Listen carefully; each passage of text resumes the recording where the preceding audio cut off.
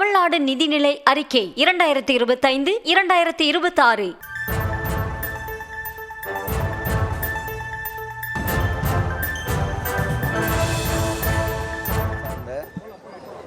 ஸ்ரீகுமார் என்பவர் தன்னுடைய மனைவி மலர்விழியோடு 2 குழந்தைகளோடு திருச்செந்தூரில் இறை தரிசனத்திற்கு வருகின்றார்.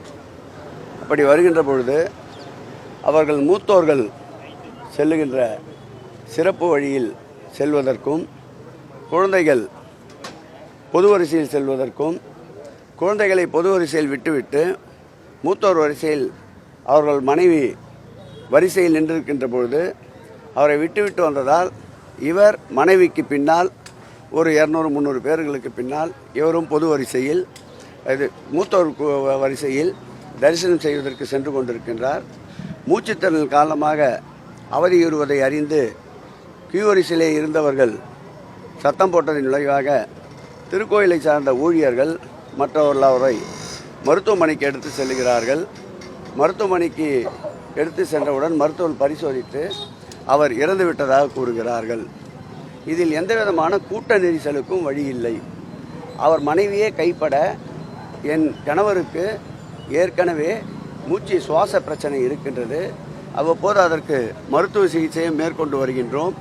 இது சம்பந்தமாக எந்த விதமான தொந்தரவும் கூட்ட நெரிசலோ இந்த இறப்புக்கு காரணமில்லை என்று அவரே கைப்பட எழுதி கொடுத்துவிட்டு காவல் நிலையத்தில் எதுவும் மேற்கொண்டு அதற்கு போஸ்ட்மார்ட்டம் வேண்டாம் என்று உடலை பெற்று செல்லுகிறார்கள்.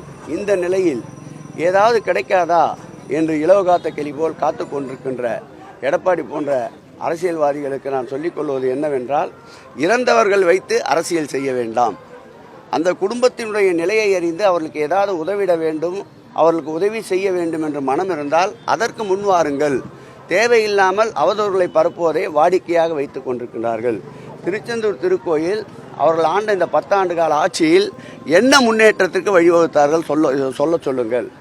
எக்ஸிஎல் நிறுவனம் அதில் ஸ்பான்சர் ஒர்க், டோனர் ஒர்க் செய்வதற்கு 10 ஆண்டுகளாக அவரிடம் காத்து கொண்டிருந்தார்கள். அவர்களுக்கு அனுமதியை தர மறுத்தவர்கள் தான் இவர்கள்.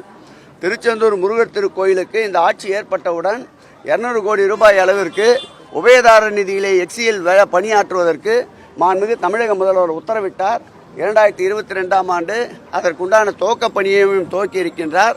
வருகின்ற 7/7/2025 அன்று குடமுழுக்கும் நடைபெற இருக்கின்றது.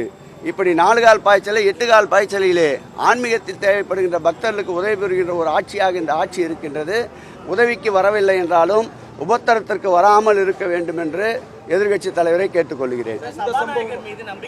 சிவகங்கை சார்ந்த ஸ்ரீகுமார் என்பவர் திருச்செந்தூர் கோவிலில் சுவாமி கும்பிடச் சென்ற முதியவர் உயிரிழந்த விவகாரத்தில் எதிர்க்கட்சித் தலைவர் எடப்பாடி பழனிசாமிக்கு அமைச்சர் சேகர்பாபு பதிலளித்திருக்கக்கூடிய அந்த காட்சிகளை பார்த்துக் கொண்டிருக்கிறோம். விவரங்களை தொடர்ந்து பின்வரும் செய்திகளில் பார்க்கலாம். தமிழ்நாடு நிதிநிலை அறிக்கை 2025-2026. எல்லாருக்கும் எல்லாம்.